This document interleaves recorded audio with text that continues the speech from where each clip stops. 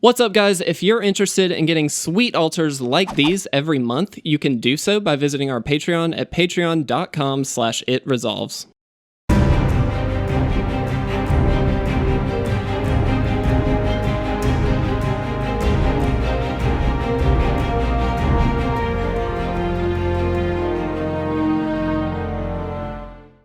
What's going on, guys? Welcome to another episode of the Crack a Pack series. I hope you all are doing exceptionally well today. Just want to remind you, if you are interested in picking up the August Patreon rewards, you have until tomorrow to do so, Saturday the 31st.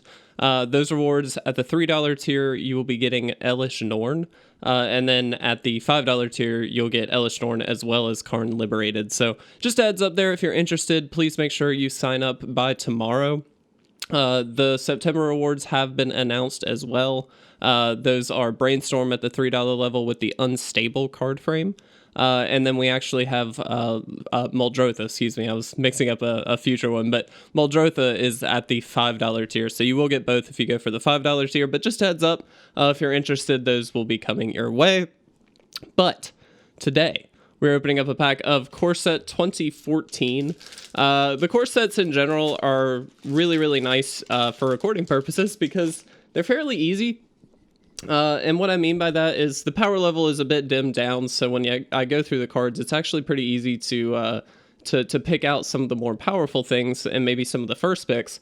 But what that means for you guys is that hopefully if you're a beginner player or something like that, these are a really good way to intro you into drafting if you've not drafted before. So of course, we're going to go through this as we normally would, hopefully be able to figure out what our pack one, pick one will be, and then hopefully you guys will learn something along the way. So our first card here is Time Ebb. It's a sorcery for 2 and a blue. Put target creature on top of its owner's library. While this doesn't seem great to a lot of people probably right off the bat, it's actually pretty good. The reason I say that is because you're basically telling your opponent, okay, you don't get a new card next turn, and you have to replay the same creature you just played just to get the value off of it. So it's actually really, really nice because it actually kind of stalls for almost 2 turns. It's about a turn and a half because they're pulling the same card off the top of their deck the next turn. They're replaying it and they can't swing with it that turn usually, unless it has haste, of course. But in general, you're averaging about a turn and a half tempo swing, which is pretty huge, actually. So while it's not straight up removal by any means, it's not bad at all. The only thing I wish was that it was instant speed. I think that would make it just over the top great. Sorcery speed's still not bad, honestly. And it can really, really slow down the game plan on the opponent's end. So I'm not unhappy to see that for sure. Smelt is an instant for 1 red, destroy target artifact. Pretty straightforward card.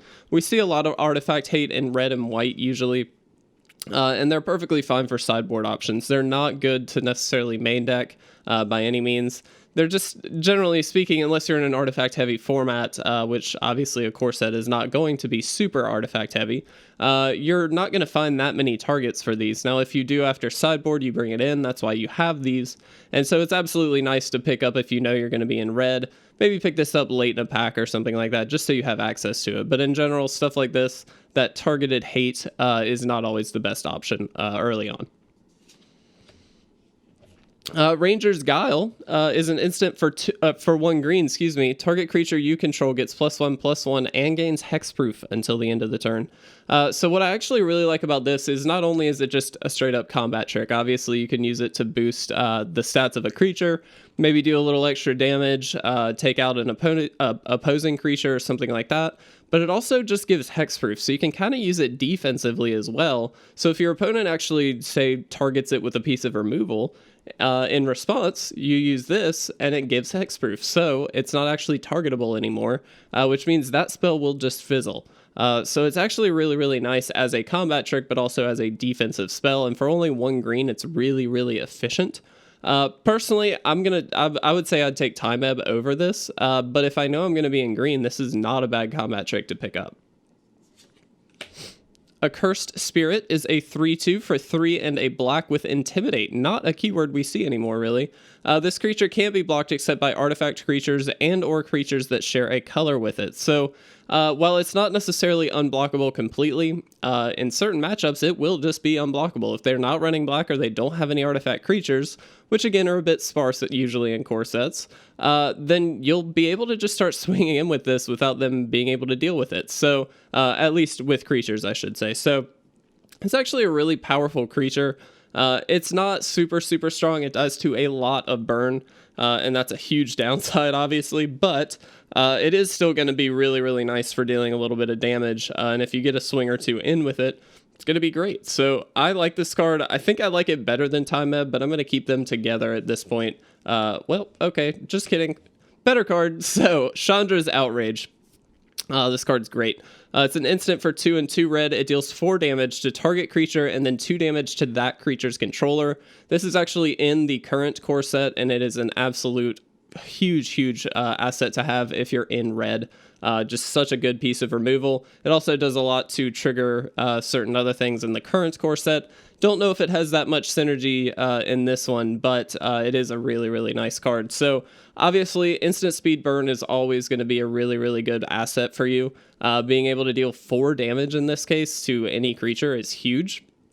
And then that 2 damage to the opponent is not negligible. That actually does matter in a lot of cases. You can get them down to a reasonable life total if you're in red, and maybe just start burning them out with some other pieces of burn that you might have. Or swinging in every once in a while. That makes it really easy to finish them off. So I really like this card. Huge thing to pick up early for sure. So I absolutely love it. Dark Favor is an enchant creature for 1 and a black. When it enters the battlefield, you lose 1 life, and then the enchanted creature gets +3/+1. We all know how I feel about enchanted creatures. We're over 300 episodes in now. But if you're new, the way I feel about it is that enchant creatures tend to open you up for a really nice 2-for-1 by the opponent. They use 1 piece of removal and get rid of 2 cards on your side of the field, if not more, if you've stacked more enchantments on a singular creature. I don't like opening myself up to that too often. There are instances where I do think it's a very solid strategy, but in general, I don't think it's necessarily the way I'd like to go. If I pick this up later in the pack, different story. I'm absolutely fine with that, but definitely not what I'm interested in first picking by any means. Deathgaze Cockatrice is a 2/2 for 2 and 2 black with flying and death touch. So that death touch really does put it over the top for me. It's a really good flyer, just in the fact that it's a 2/2 for 4. Not necessarily amazing stats, but it's going to be able to swing in the air a little bit. But that death touch makes it really difficult for the opponent to really want to block it. And then if you need it on defense, it's just such a good blocker. I like the Chandra's Outrage better personally, just because it hits and removes a lot more in general. But the Cockatrice is a very interesting card. What I find, though, with Death Touchers is they tend to be the defensive card. They're the one you leave back to keep their big bombs from swinging in. Which is great. It stalls a little bit, and it's very powerful. Definitely something I want to have. I don't want to diminish the power of Death Touch, but you don't get to be quite as aggressive as you would think, just because you want to leave that creature back on defense, just in case the opponent decides to swing in with their big bombs. So, like, it's not... It doesn't allow for the aggression necessarily as much as you would think it would. There are instances, of course, where it will. If you're in a racing position and your board is pretty much stalled, this is going to help you get through that.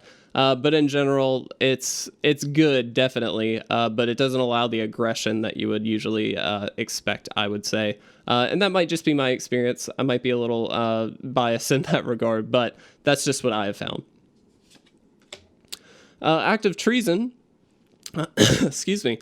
Very classic card. Sorcery for 2 and a red. Gain control of target creature until the end of the turn. Untap it, and it gains haste until the end of the turn. So this is one of those classic, you steal the card, you get to swing with the card abilities. And I like it. Generally speaking, though, you really want it with a synergistic card, something that allows you to sacrifice the creature at the end of the turn or do something like that. That way, in tandem, you get not only a swinger, but then maybe a removal spell or a basic effect that you wouldn't normally get, and you don't have to give that creature back to the opponent. And I really like it for that reason, but I tend to want to be... I want to have that sacrifice outlet first. It's not necessarily great just to steal a creature, swing in with it, and then give it back. In fact, I ran into that in a draft very recently, again, of the new core set, where somebody literally just stole my creature, swung in with it, gave it back to me, and then I won with it the next turn. And I'm like, that doesn't seem ideal. It's fine. It deals some damage, but it doesn't seem great. So I don't love this card unless I'm already in that, like, it's usually a black-red kind of sacrifice deck. And so definitely not a first pick for me at all. Wild Guess, a sorcery for 2 red as an additional cost to cast it. Discard a card, and then you draw 2 cards. This is a very red draw spell in the sense that we see this. We see Tormenting Voice, which is very roughly the same thing with an easier mana cost. Things like that where you have to discard a card to be able to draw cards. Worth noting, this is not card advantage. You discard a card as well as playing the Wild Guess from your hand to draw an additional 2 cards. That only replaces itself. It's not actual card advantage. Obviously, it's still digging through your deck, which is great, and definitely going to help you get to your answers and things like that. But red draw spells, I tend to be a little bit shy of. If you're in draft, I think it's actually okay to run them a little more than elsewhere, just because you want to be able to get to your removal spells, your Chandra's Outrages, your bombs, or whatever. And so it's nice to be able to have maybe 1, maybe 2, depending on your curve and things like that. So I don't love it, but it's definitely not the first pick, but it is a playable card depending on, the deck that you're in and things like that. Pillarfield Ox is a 2/4 vanilla creature for 3 and a white. We see these every once in a while. It's just a vanilla creature with a big butt. It's not good. These are very much traps. They stall the game at most. And honestly, this one's really bad because it's a 2/4 for 4, which is really underpowered. The toughness is right on the mark, but the power is really bad. So I definitely don't like this card. Definitely not something I'm interested in. The art's really pretty, though. I will say that. That Sunrise is awesome. But in general, super bad card. Spell Blast. As an instant for X and a blue, counter target spell with converted mana cost X. This is just your classic counter spell. What I like about it is it scales, so it's really nice to be able to leave open a lot of mana and then counter a big bomb, or in the mid game, maybe you're in a winning position and you just need to keep countering or keep interacting with whatever they're doing. It's nice to be able to leave this up. The downside is you have to leave up a lot of mana, especially if you're in the late game, because it has to cost X. So if they're playing a 6 mana spell, for instance, maybe they're a big bomb, you have to pay 7 mana to counter it, because you have to pay 6 as X and then also a blue. And that's pretty telling to leave up that much mana if you're in blue. Normally speaking, obviously, if you're playing against blue, you have to be wary of counter spells. And just leaving open that much mana is a bit of a tell, in my opinion, that, okay, I'm probably walking into a trap, let me bait it a little bit or something like that.